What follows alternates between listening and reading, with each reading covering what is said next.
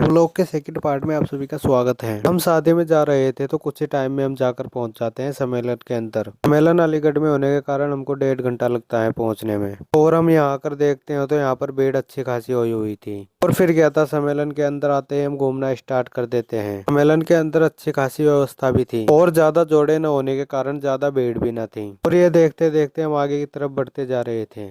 तुम खुद देखो, ये देखो, है मुझसे कोई स्मार्ट? बताओ। और फिर हम कुछ ही टाइम में खाने के पांडाल में आकर बैठ जाते हैं, जहाँ की तुरंत ही हम खाना खाने लग जाते हैं। खाने में दाल की सब्जी, नमकीन और पूड़ी होती है, जिसे मैं तुरंत ही खाने लग जाता हूँ।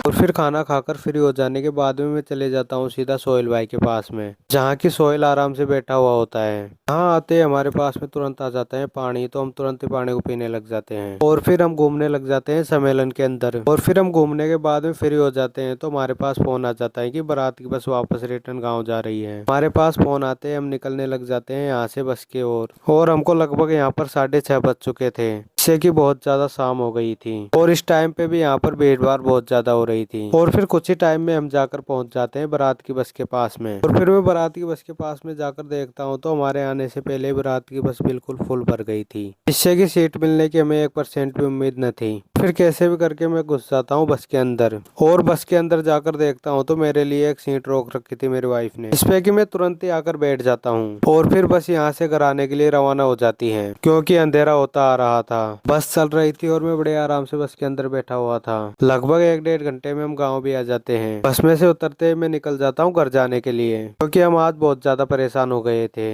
हमारे व्लॉग को यहीं करते हैं एंड गुड बाय।